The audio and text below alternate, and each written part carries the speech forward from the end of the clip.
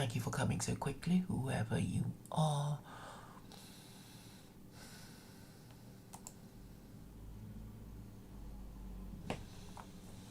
Today we hear about. Was it today, or was it part of yesterday about sending fighter jets to Ukraine? Now, what I've noticed about some of the alt-right, or whatever they want to call themselves, dissident right, that some of them don't even want to identify as nationalist. I'm a civic nationalist, and I'm happy to identify myself as nationalist because I believe in government in the national interest.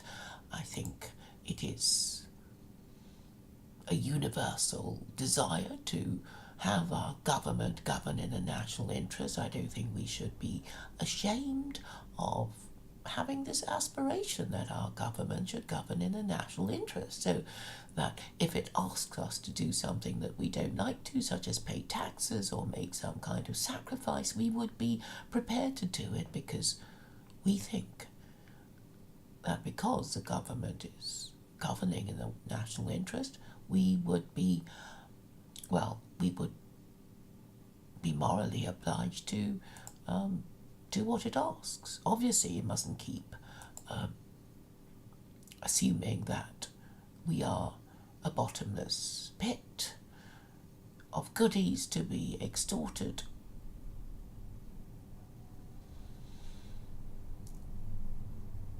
So you would have thought that with all the apparatus of state at its disposal, it's the media, anything that it has at its fingertips, or if not fingertips, at its disposal, all the organs of state to make what it says and does authoritative and legal. And so it shouldn't be that hard for them, with their control of the media, to give us the impression that they are governing us well, and our ruling classes are, in fact, rational and honourable. That's the least they could do, even if, they make the occasional mistake. So what explains the dissident right being pro-Ukraine? It's almost inexplicable. I think it's a sign of desperation, really. They want to think that in matters of foreign policy, that at least our government is getting it right. So you get to, a few of these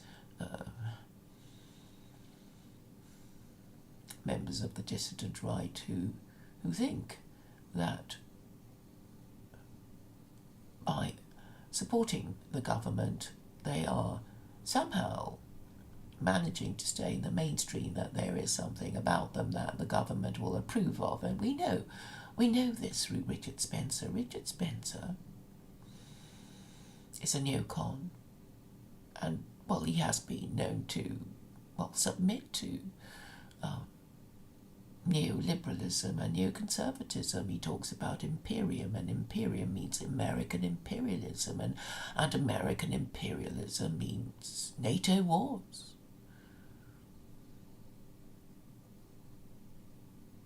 So why do certain men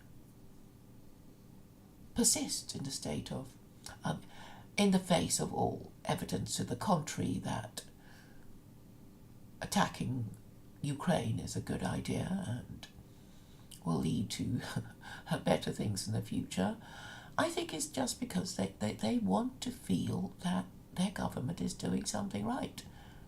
And Ukraine is the, only 50-50 thing that they can hold on to, that, it's not, it hasn't gone wrong yet, it's not obviously crazy. But it is obviously crazy.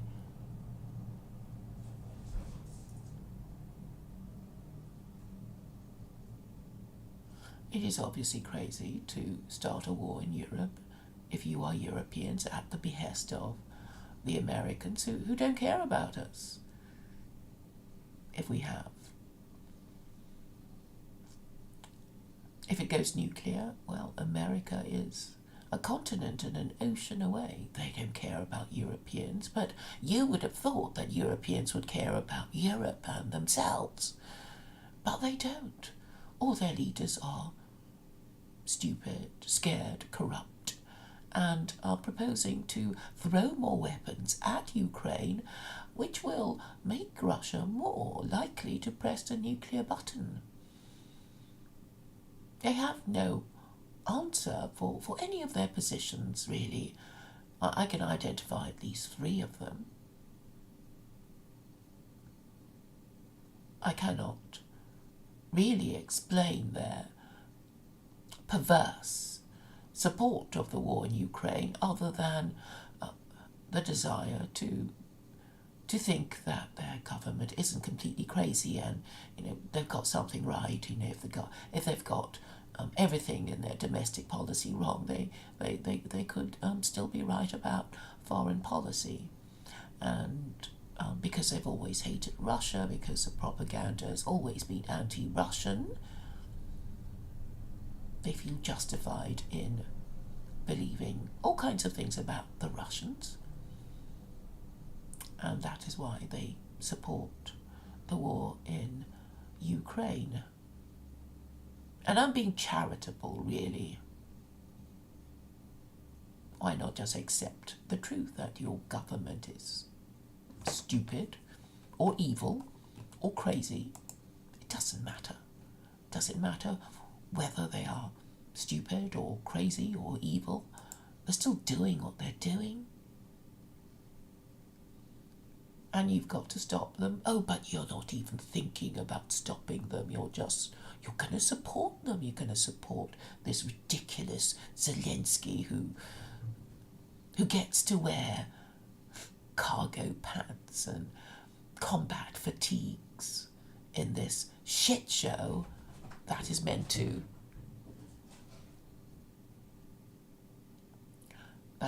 impress, ignorant citizens who don't care to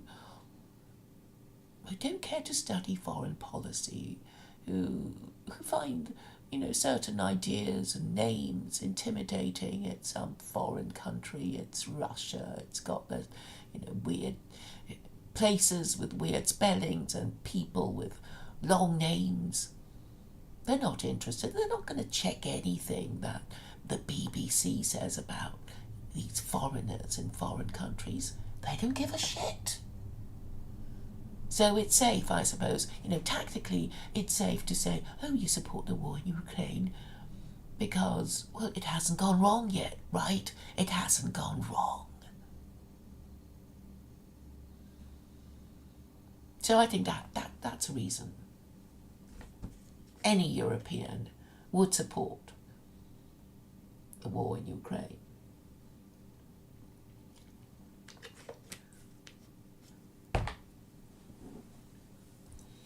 What else have I got to say?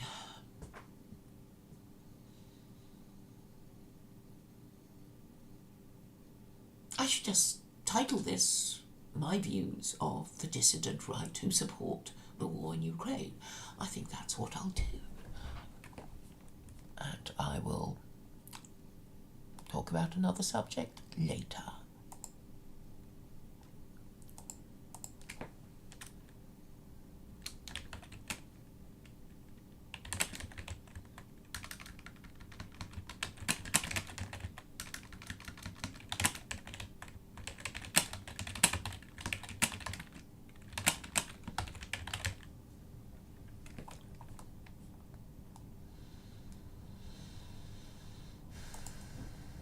Oh, and hello, Mr. IC3.